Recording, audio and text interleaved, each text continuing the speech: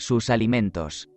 La frugalidad y uniforme simplicidad de manjares con que se cubrían las mesas de nuestros antiguos isleños hacen su elogio, pues entonces aprenderemos a estimar lo sólido cuando, sin seguirnos por las costumbres de nuestra nación y de nuestro siglo, conociéremos que hubo unos hombres felices y robustos que conservaban la vida hasta la más larga senectud con muy poco arte de cocina. 1. Granos y legumbres. La cebada tostada y reducida a harina en un molinillo de piedra, puesto en movimiento con la mano por medio de un pequeño hueso de cabra, era el alimento sano y sabroso que llamaban gofio o ahorén, del cual usaban como de pan cotidiano. No se puede dudar que este género de maniobra fuese propia de los tiempos heroicos y que el gofio era aquel mismo manjar que llamaban los latinos polenta, cuya especie fue parte del regalo que Abigail presentó a David en el Carmelo. Y Virgilio nos representa a Eneas en las riberas de África disponiéndose a tostar con sus compañeros el grano para molerlo entre dos piedras. No ha faltado quien diga que, en Tenerife, se tuvo conocimiento del trigo bajo del nombre de irichen, pero el padre Espinosa asegura que, si lo hubo en otro tiempo, se había perdido la especie algunos años antes de la conquista, cosa que no parece muy verosímil. Lo cierto es que tenían arvejas y habas, y que debían mirarlas como un presente delicioso, supuesto que los naturales de El Hierro y de La Palma carecían de toda suerte de legumbres. Entre estos eran un equivalente del gofio las semillas de la planta amagante cocidas en leche o las raíces del helecho bien molidas y mezcladas con caldo. 2. Frutas. Las pocas que tenían eran silvestres, hongos, madroños, bicácaros, moras de zarza, mocanes, dátiles, támaras, piñas de pino y los palmitos que refiere Plinio el Mayor, entre las cuales el mocán, que llamaban yoya, solía ser la fruta preferida porque de su jugo, que es sumamente dulce, confeccionaban los guanches una miel apreciable. Este es el célebre chá cerquen con que amasaban su gofio y, a veces, se medicinaban. Los habitantes de la Gran Canaria habían adquirido, desde mediado el siglo XIV, una nueva provisión de frutas que aumentó notablemente el capital de sus riquezas. Cuando ciertos aventureros mallorquines que aportaron a aquella isla arrojaron casualmente las semillas de algunos higos, no sabían que las plantaban en la tierra más fértil del mundo para llevar la especie. Así sucedió que casi toda Canarias se poblase dentro de pocos años de higueras fecundísimas que, sustentando con abundancia a sus moradores, los regalaban. Estos higos, aunque tenían duro el jollejo, eran muy sabrosos, y los conservaban, después de curados al sol, prensándolos en espuertas de palma, o ensartándolos en juncos o machacándolos y reduciéndolos a pasta. 3. Viandas. No había favorecido la naturaleza a los habitantes de Fuerteventura y de Lanzarote con el agradable alimento de las frutas, pues, aunque aquella isla tenía algunas palmas, acebuches y tarajales, esta última careció siempre de todo lo que pudiese merecer dignamente el nombre de árbol. Mas, en compensación de esta falta, sabemos que tuvieron tanta copia de carnes, que nunca echaron menos otro género de comidas. Fuerteventura sola criaba en cada un año más gabras, tan gordas que algunas daban de sí 30 libras de sebo, y esta carne, cocida en leche o asada con manteca, era, por confesión de los franceses de Juan de Bettencourt, más sabrosa que la de Francia. Como los majoreros o isleños de Fuerteventura no gustaban de sal ni salaban las carnes muertas, las curaban suspendiéndolas en el aire o al humo que hacían dentro de sus cabañas. Comían el sebo como nosotros el pan, y de la leche de las cabras cuajaban buenos quesos y sacaban manteca de gran virtud. No es de admirar que, dependiendo del uso de las carnes, el sustento más sólido de aquellos isleños fuesen generalmente carnívoros. Dur, en la relación de su viaje a Lima, asegura que cada guanche se solía tomar en una sola comida un cabritillo y 20 conejos. Qué espléndidas no eran para los herreños sus guatatiboas o banquetes en que, después de estar sentados en círculo, veían ocupado el centro de 3 o 4 jubaques, esto es, 3 o 4 ovejas gordas y bien asadas. Cambiarían los canarios sus lechones asados, sus guisotes de cabra con tocino y con gofio, sus tamaranonas sofritos de oveja con manteca o su carne de perrillos castrados por otras viandas que se nos figuren mejores. Se acomodarían los habitantes de Tenerife a comer la carne casi reducida a carbón, como hacemos muchas veces nosotros, estando ellos tan persuadidos a que, en no tomándola algo cruda, perdía todo su sabor y sustancia? En efecto, los guanches parecían tan celosos de conservar sin alteración el sabor simple de la carne, que la comían sola y después tomaban su gofio, amasado con sal y agua, con manteca o con miel de palma y de mocanes.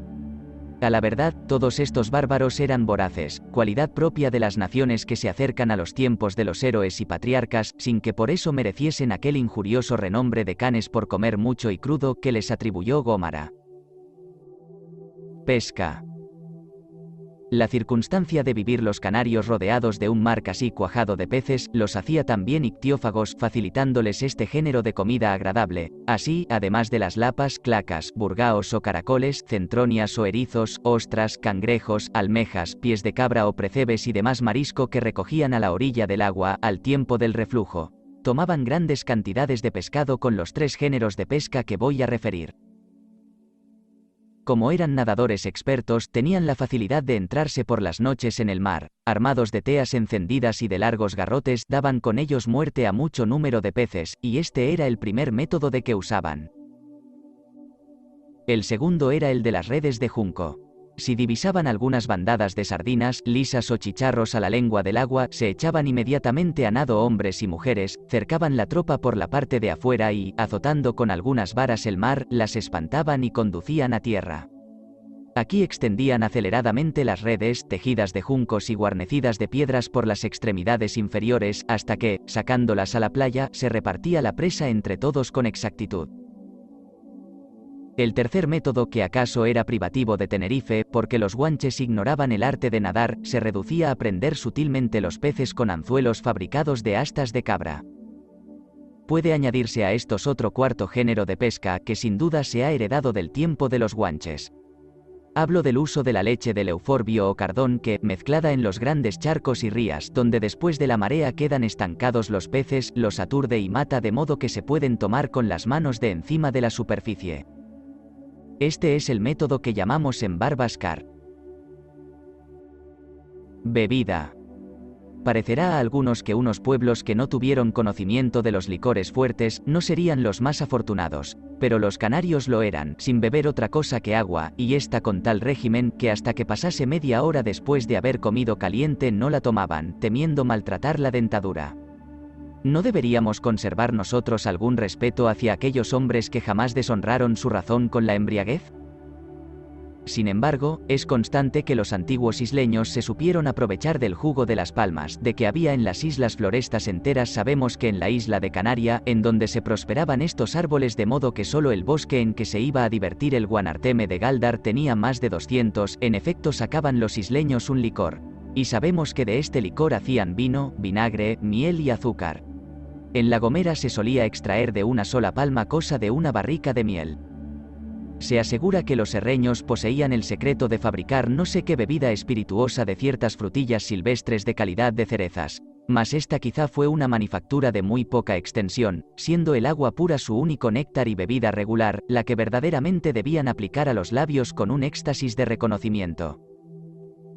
La naturaleza, que había difundido sus dones en tantos raudales y fuentes cristalinas como bañan la superficie de las Islas Canarias, parece que tuvo el placer de negar este beneficio a la de El Hierro, a fin de trabajar de un modo distinguidos en el alivio de aquellos habitantes. El famoso árbol de El Hierro, que destilaba el agua de las nubes, es a la verdad una maravilla que ha dejado atónito al mundo, y aquí parece ocasión oportuna de tratar de este fenómeno agradable. Digresión sobre el árbol de El Hierro. No hay cosa más cierta que la existencia de este árbol extraordinario, sus destilaciones y su ruina por efecto de un huracán. La fama y las plumas conspiraron como de acuerdo a hacerle conocer en el mundo. Pero ¿qué diremos cuando hallamos que los críticos de mejores luces se han conjurado para arrancar del medio de El Hierro este árbol singular? El célebre Bacon de Berulamio dice que es fabuloso. Messier Lamer le da igual epíteto.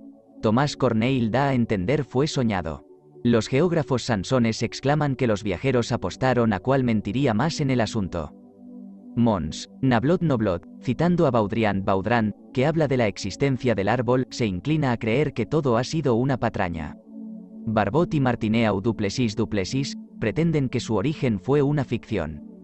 El padre Tailandier, que estuvo en Tenerife en 1707, avisa que es un cuento inventado por los viajeros. El ilustrísimo Feijóo no duda que este fénix de las plantas sea tan fingido como el de las aves.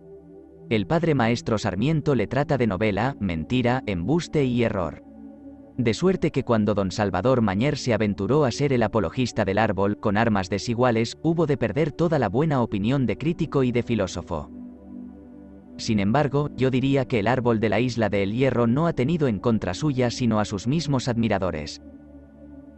Un árbol único en su especie que, según Gonzalo Fernández, de Oviedo, Livio Sanuto, Juan Botero y Linchoten, sudaba el agua por tronco, ramas y hojas, que, según Louis Jackson's Lewis Jackson, manaba en una sola noche 20.000 toneles de agua dentro de la alberca mayor, desde donde se distribuía por caños de plomo por todo el resto de la isla, que, según Antonio de Viana, extraía de la misma aridez del terreno el humor copioso que después destilaba, que, según Jerónimo Salusto, señor de Bartas, no era árbol, sino un pequeño arbusto, en fin, que, según el tesoro de las cartas, es una maravilla que excede cuantas maravillas hubo en el mundo.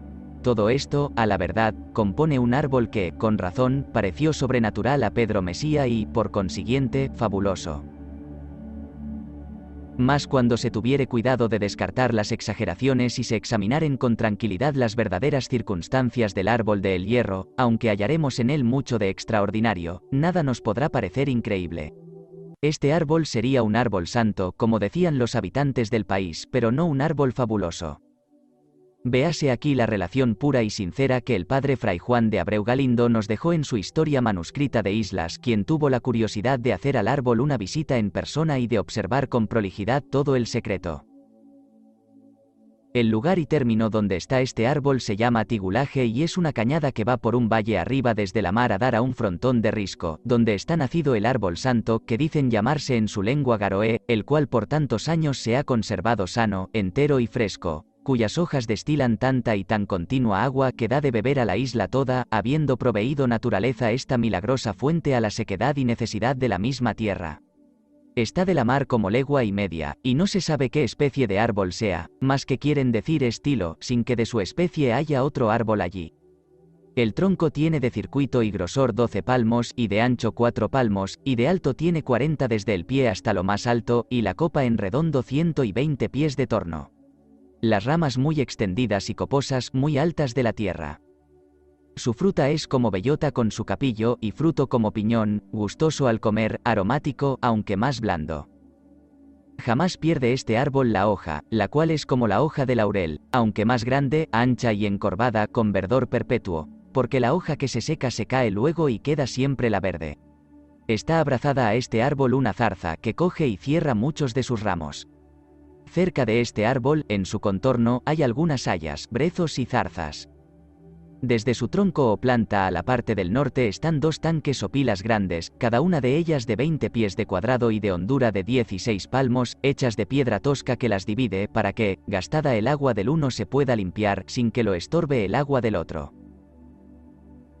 La manera que tiene de destilar el agua este árbol santo o garoé es que todos los días por la mañana se levanta una nube o niebla de la mar cerca de este valle, la cual va subiendo con el viento sur o levante por la marina la cañada arriba hasta dar en el frontón, y, como haya allí a este árbol espeso de muchas hojas, asiéntase en él la nube o niebla y recógela en sí y vase deshaciendo y destilando el agua que recogió, y lo mismo hacen los brezos que están en aquel contorno cerca del árbol, sino que, como tienen la hoja más disminuida, no recogen tanta agua como el tilo, que es muy ancha, y esa que recogen también la aprovechan, aunque es poca, que solo se hace caudal del agua que destila el garoé, la cual es bastante a dar agua para los vecinos y ganados, juntamente con la que queda del invierno, recogida por los charcos de los barrancos, y, cuando el año es de muchos levantes, hay aquel año mayor copia de agua, porque con este viento levante son mayores las nieblas y las destilaciones más abundantes. Está junto a este árbol una guarda que tiene puesta el concejo, con casa y salario, el cual da a cada vecino 7 botijas de agua, sin la que se da a los señores de la isla y gente principal, que es otra mucha cantidad. Serán los vecinos de esta isla de El Hierro como 230, y en ellos más de 1000 personas, y a todas sustenta de beber este árbol, y, porque junto al pueblo que antiguamente llamaban Amoco y al presente Valverde, no había otra agua de que se proveer, la llamaron los antiguos que escribieron Ombrión, dando a entender que de sola agua llovediza se sustentaban.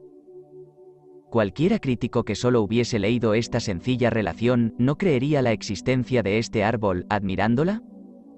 Porque si el árbol santo, tilo o garoe no debía toda su virtud destilatoria sino a su misma frondosidad, a su situación ventajosa y a las nieblas que se levantaban con frecuencia del mar, es claro que nada había en él de sobrenatural ni de inverosímil. Así el padre Eusebio Nierenberg, aquel hombre tan amante de lo maravilloso, no dudó confesar, en vista de los informes que recibía de islas que, aunque la propiedad del árbol del hierro era admirable por lo que beneficiaba al país, no tenía nada de irregular e inexplicable.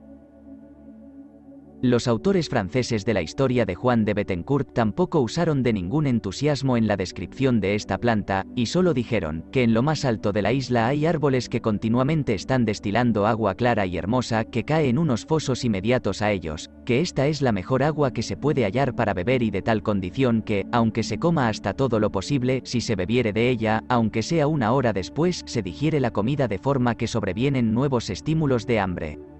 Y véase aquí también por qué nuestro don Bartolomé Cairasco, que era poeta, hablando del árbol del hierro, no quiso usar de expresiones más pomposas que de las siguientes. Y el hierro la postrera, donde destila hoy día el árbol santo que los antiguos veneraron tanto. Dijo que destila hoy día, porque Cairasco escribía en 1602 y la ruina del árbol no sucedió hasta 8 años después, en que un recio huracán robó a los herreños y a todas las Canarias aquella preciosa posesión. Núñez de la Peña retarda esta desgracia 15 años, pues la fija en 1625, pero el padre Nierenberg la difiere todavía más, poniéndola en 1629. Ambos se engañaron. Don Bartolomé García del Castillo, en su libro intitulado Noticias de El Hierro, dice que consta el huracán que exterminó el árbol, en el libro segundo capitular de aquella isla, de un acuerdo que hizo su ayuntamiento en 12 de junio de 1612, concebido en los términos siguientes: por cuanto el árbol santo se cayó, y con la madera de él y rama tiene ocupadas las charcas donde se recogía la agua, y es necesario que todo se saque y se limpie la tierra que asimismo cayó, se ordena y manda, etc. Así pereció. Después de tantos siglos, uno de los árboles más apreciables del mundo, bien que su memoria será eterna entre el vulgo de físicos y naturalistas. En efecto, Davity, Dapper, Mallet, Lacroix, José del Olmo, etc., le describen como todavía existente. Mas ¿qué diremos cuando Thomas Corneille advierte que personas dignas de fe, que han escrito desde estas islas siendo preguntadas por cartas, respondieron que no hay tal árbol milagroso, sin añadir que lo hubo? ¿Qué diremos también cuando el padre Tailandier afirma que ni los mismos habitantes de El Hierro oyeron jamás hablar de semejante árbol? Las respuestas son cortas. Thomas Corneille, ocupado en las piezas de su teatro, tendría la desgracia de informarse de quien no se hallaba en estado de poderle satisfacer, y el padre misionero quizás se valió de alguno de aquellos serreños poco advertidos que sirven en las casas de Tenerife, quienes, por lo común, ignoran la historia natural de su país. Pero no todos los serreños se han olvidado de la existencia de su árbol. Con motivo de la ruidosa controversia principiada por el ilustrísimo Feijóo, se hizo en 1753, a 28 de febrero, un reconocimiento jurídico en aquella isla, de orden del conde de La Gomera, su señor. Recibieron las deposiciones de algunos testigos de 80, 84, 85 y 94 años de edad, quienes contestaron acerca de la verdadera y constante tradición de la existencia del árbol, señalaron el sitio en donde estuvo y mostraron las reliquias de las albercas. Concluyamos, pues, sin temor de ser desmentidos, que la bebida de los antiguos serreños corría en cierto modo por cuenta de una providencia poco común, y que los isleños circunvecinos debían mirarlos como a unos hombres favorecidos de la naturaleza. Sus vestiduras. Visto ya el modo que tenían de alimentarse los antiguos isleños, pasaremos a examinar su manera de vestirse, seguros de que también hallaremos en esta parte nuevas pruebas del remoto y común origen que les suponemos. Porque, si sus rebaños de ovejas les ofrecían largas cantidades de lana, ¿de dónde provino que jamás se aplicasen a hilarla ni a tejerla, y solo se cubriesen de pieles, juncos y hojas de palma? Entiendo sería porque no descendían de otros hombres que hubiesen tenido ideas de estas manufacturas por fáciles que las consideremos. Mas, aunque todas sus vestiduras se reducían a despojos de animales y plantas, galas verdaderas y hermosas a los ojos que aman la sencillez, hallamos que en cada una de las islas había notable diferencia en el corte y modo de ceñirlas al cuerpo. En Lanzarote usaban los varones de una media capa de pieles de cabra que, llegando hasta las rodillas, les cubría las espaldas, pero nada más. Al contrario, las mujeres eran tan vergonzosas y modestas que se vestían ciertas ropas talares del mismo cuero, con las cuales quedaban aforradas como en un estuche.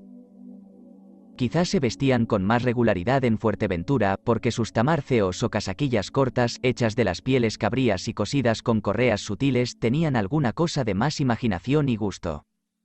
Fuera de eso, los hombres, con la barba larga que remataba en punta, el cabello suelto, la cabeza cubierta de cierta especie de bonete de pieles guarnecido de plumas y las piernas calzadas de unas como botas hasta el tobillo. Las hembras tocadas con unos listones de pelico, teñido de varios colores, y 3 plumas a un lado de la frente, a manera de piocha o airón, y calzadas de un género de abarca de suela que llamaban masó. Todo esto, a la verdad, nos ofrece la idea de un pueblo bárbaro, pero respetable y heroico.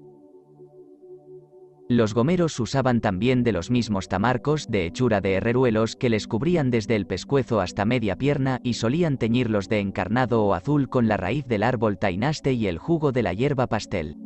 Las gomeras vestían unas como basquiñas de las dichas pieles y adornaban sus cabezas con tocas de los pellicos más suaves que les caían sobre los hombros. El calzado se hacía de suela de puerco. Los herreños se vestían unas pequeñas chupas sin mangas y ciertos gabanes o capotillos compuestos de 3 pieles de oveja, la lana hacia dentro en el invierno y hacia fuera en el verano, todas bien plegadas por la parte del cuello, a donde las ataban con correas delgadas.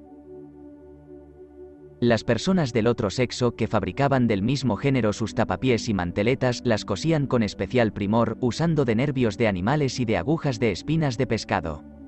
Envolvíanse los pies en suelas de cerdo o de cabra y ya estaban calzadas a su satisfacción. Tampoco parece que tuvieron los palmeses otros géneros de que cortar sus ropas, sino pieles de ovejas, de puercos y de cabras. Esta era la naturaleza en la gracia de su mayor simplicidad. Se pudiera decir que los habitantes de la Gran Canaria, a proporción, conocieron la ostentación y el fausto.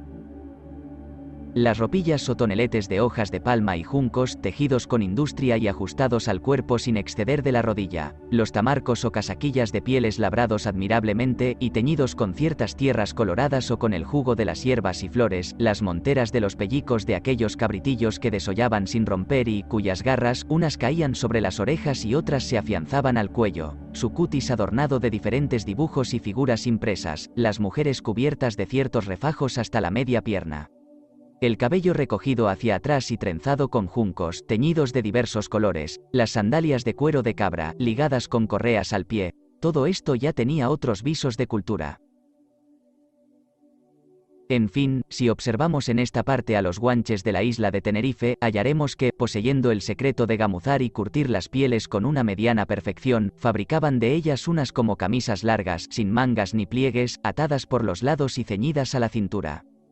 Debajo de este, que llamaban aiceo, solían las mujeres usar de unas basquiñas que las cubrían hasta los pies, en cuya precaución tenían por cierto que consistía gran parte de su honestidad. Pintábanse con hierbas y flores de verde, rojo y amarillo, que eran sus colores más estimados y, aunque todos usaban de zapatos que llamaban serceos, las medias o huirmas era el distintivo de las personas nobles. Sus habitaciones. Cuando la necesidad empieza a poner en acción los primeros recursos de la industria humana, es tan económica que solo estima la sencillez. Dicta la idea del vestuario, pero de hojas de árboles y de pieles de brutos. Determina se solicite una habitación, mas no ofrece desde luego al instinto sino las grutas y las cabañas. Vemos, en prueba de ello, que nuestros antiguos isleños preferían una caverna de la tierra a otros alojamientos, en tanto grado que los palacios de sus reyes, las alquerías de sus nobles y las casas de las personas más acomodadas no eran sino grutas espaciosas, frescas en el verano y abrigadas en el invierno. Tal era el palacio del Guanarteme de Galdar, en Canaria, el de los Menceyes de Güímar y Taoro, en Tenerife, la Cueva de los Verdes, en Lanzarote, etc., cuyos admirables subterráneos eran como unos edificios eternos y, al mismo tiempo, de un orden de arquitectura natural. Se podría decir que la providencia había prevenido y aún consultado el gusto de aquellos trogloditas, porque, siendo tan cavernosas todas nuestras islas, les presentaba las mejores habitaciones del mundo. Pero, como aunque hubiese muchas cuevas no podían nunca ser bastantes, entró el arte a suplir la naturaleza, edificando algunas cabañas de piedras y de troncos. Los habitantes de Lanzarote y de Fuerteventura, que eran los más sociables, fueron los que se aplicaron con más ardor a la arquitectura, construyendo aquellas casas de piedra seca que todavía admiramos por el enlace y perfecta unión de todas sus piezas. Se llaman casas hondas porque en parte eran subterráneas y tenían las puertas tan estrechas y bajas que una persona regular entra ahora dificultosamente por ellas, y no hay duda que la falta de ventilación y la práctica de dejar secar dentro de las mismas casas y aun sin salar, las carnes mortecinas ocasionaría aquel mal olor que por punto general exhalaban. Parece que la mayor parte de ellas eran subterráneas y estas se llaman hoy casas hondas. Los herreños las fabricaban con otro orden, pues, pareciéndoles la figura rotunda más perfecta y acomodada, levantaban en círculo una pared de grandes piedras, en la que solo solían dejar una entrada común. Techábanla después con una como media naranja de maderos, helechos, paja y ramas de árboles, de forma que en cada casa de estas habitaban ordinariamente 20 vecinos. Sin embargo, las habitaciones de los canarios tuvieron no sé qué de más magnífico, porque, aunque eran bajas sus paredes, parecían tan pulidas y estaban tan derechas que se creerían edificadas a nivel. Dejaban el suelo más profundo que el piso de la calle. Armaban los techos con maderos perfectamente unidos y los cubrían con tierra y paja. Solían edificar 2 o 3 casas contiguas con una sola palma por viga principal, pero siempre daban la preferencia a las grutas, especialmente luego que los mallorquines les enseñaron el modo de darlas más capacidad, añadiéndolas a aquellos aposentos que Abreu Galindo miraba con placer.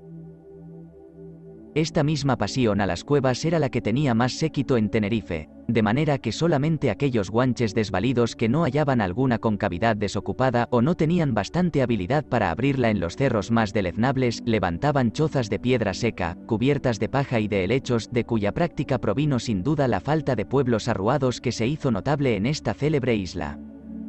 Sus muebles. Nada sería más fácil que hacer un inventario de bienes en la habitación de cualquiera de nuestros antiguos isleños porque se ceñiría a los artículos siguientes. 1. Un pequeño molino, compuesto de 2 piedras. 2. Un zurrón de pellicos para guardar el gofio.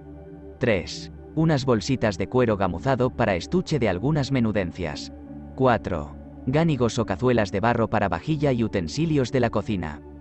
5. Un palo de espino seco para frotar con otro de cardón y sacar fuego. 6. Algunas navajas y otros instrumentos cortantes de pedernal que llamaban tabonas. 7. Cucharas de conchas marinas o de raíz de malvas. 8. Leznas, anzuelos y agujas de espinas de pescado o púas de palma. 9. Madejas de correas sutiles y unos ovillos de nervios de animales para coser tamarcos y demás ropajes. 10. Redes de junco para pescar. 11. Una sala de armas, compuesta de vanotes y magados, esto es, dardos y lanzas endurecidos los extremos al fuego, espadas de ti, clavas armadas de pedernales, rodelas de madera de drago. 12. Camas, hechas de paja y helecho con sábanas de peletería. 13. Biombos de caña, tejidos con primor. 14. Sillas y taburetes de piedras muy lisas y cubiertas de pieles. 15. Mochilas y espuertas de hoja de palma. 16. Hachas de ti fina para alumbrarse por las noches. Todo esto conforme a las costumbres simples de los héroes de la Odisea, quienes tampoco conocieron otro modo de iluminar sus habitaciones ni tuvieron más colchones y asientos que las pieles de los animales.